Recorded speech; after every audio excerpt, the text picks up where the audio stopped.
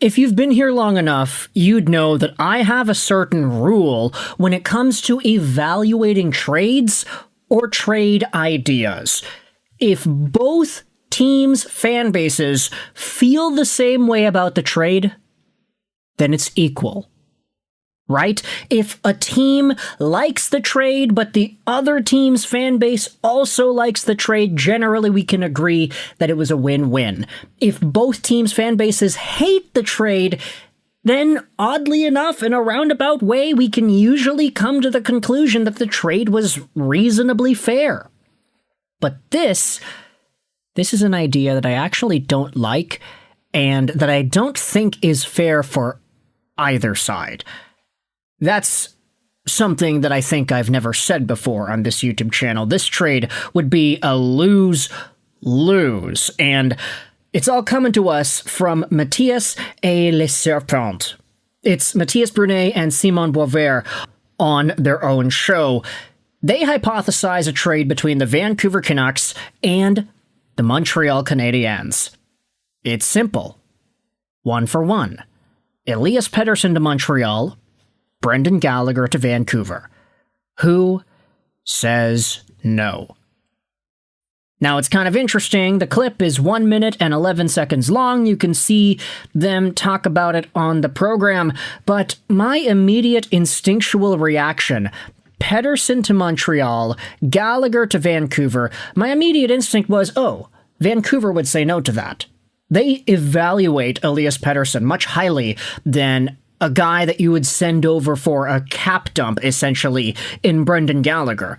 Sure, you can say that Pettersson and his contract may not necessarily be the best cap relative contract either, but it's been very clear, based off of how Vancouver reporting has gone the past few months, that the Canucks internally still see a level of value in Pettersson that would allow them to accrue some sort of positive value onto the team. Not just trade him away for a guy that would strictly be sent over as a cap dump, because Brendan Gallagher is 34 years old. He's making $6.5 million till the end of 2027. He's in the tail end of his career, and this season he finally got healthy scratched for the first time in forever, and he got scratched in a whole bunch of playoff games.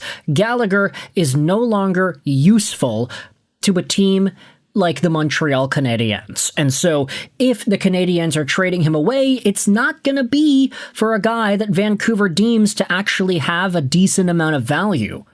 We've heard that based off the rumors, if Vancouver were to get Pettersson off their team, they would want stuff coming back that actually serves for the long term. And they wouldn't want to retain any salary on Petey. $11.6 million till the end of 2032 for a guy that at one point was a 100-point scorer.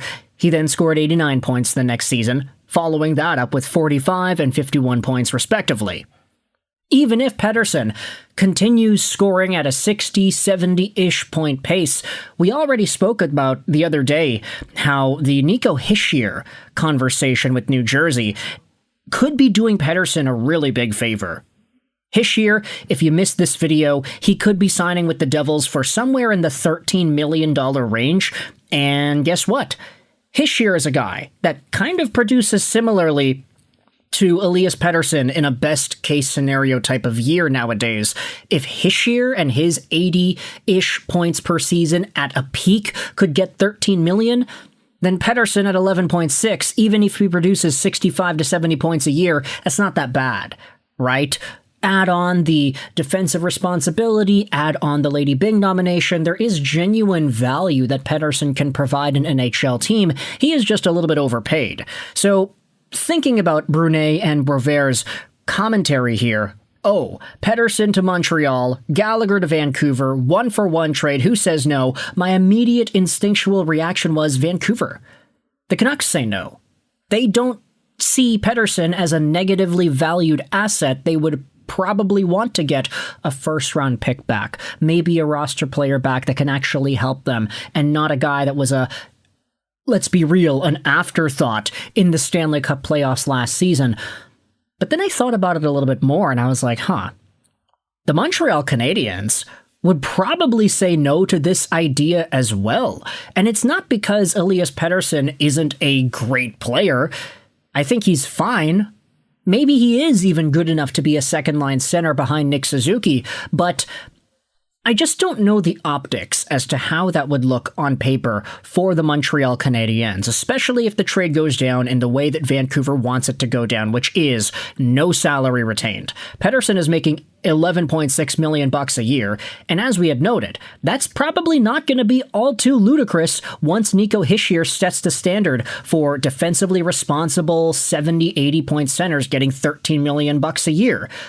Pettersson, however, should he get traded to the Montreal Canadiens, would be heading over to a team where the standard would be broken. The highest paid forward with the Montreal Canadiens right now is Nick Suzuki. He's making $7.875 million a year. Follow that up by Caulfield, who's making $7.85, and Juraj Slafkovsky, who's making $7.6. The Montreal Canadiens are going to let Patrik Laine walk. Laine is making 8.7, so he was technically the highest paid forward over the past few seasons, but obviously we understand that that contract was signed by another team, and there was a different profile that Laine had when he achieved that contract a few years ago that he was not able to replicate with Montreal. Okay, great. You could debate the same thing happens here with Elias Pettersson, but when you look at the way Montreal has made their signings over the past few years, the money that they've given out to certain guys. Yeah, Caulfield, Suzuki, Slafkovsky are in that 7.5 to 7.8 range. You have Ivan Demidov that will probably get something in that range as well by the time he gets his extension. And then you have the defensemen, Noah Dobson at 9.5, Lane Hudson at 8.8.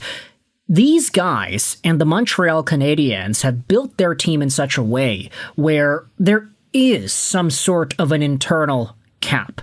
The highest paid guy, if you exclude what Carey Price was going out there and doing, the highest paid guy has always been Noah Dobson. He got that $9.5 million contract AAV-wise last year, and that set the standard for what Montreal Canadiens players would be making.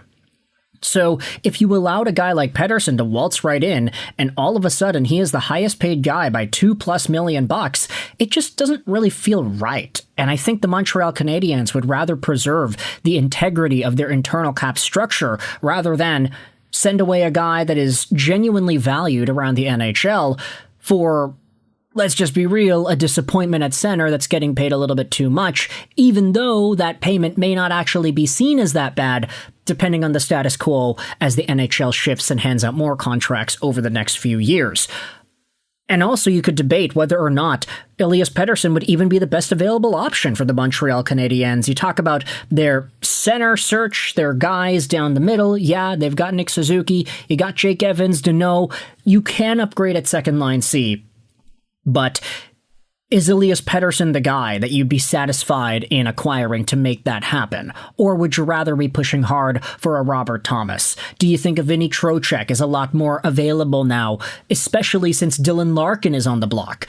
There are centers that may start to be opening up on the trade front. And Elias Pettersson, I mean, he's been shopped around for at least a year, and a bit, maybe. So if the Montreal Canadiens really saw value in this dude, maybe they would have gotten a trade done by now. Who really knows? Either that or they spent all their time going after Matthew Knies instead, which we know did not work out.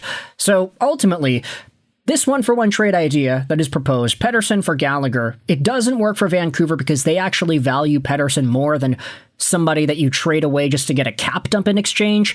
And it also doesn't work for Montreal because I don't think the salary would fit under what Kent Hughes' vision is for this Canadiens team. They would probably want Vancouver to retain salary, which is something the Canucks are not interested in doing, and they probably would prefer to get a center that's just cheaper overall. Not even to mention the fact that Elias Pettersson is disappointing compared to what he was once upon a time. They already took a chance on Laine that didn't really work out in the second half of the contract, and now Montreal has other tough decisions to make when it comes to building their team to, at the very least, compete for a Stanley Cup playoff spot, and at the very most, surpass what they had done this season, which was get within 3 games of the Stanley Cup final. With that said, let me know your thoughts in the comment section below. How do you feel about this trade idea that was proposed by the Snake, Mathias et le Serpent? Pettersson for Gallagher, 1-for-1. Let me know in the comments all your opinions. I hope you enjoyed this video. And bye.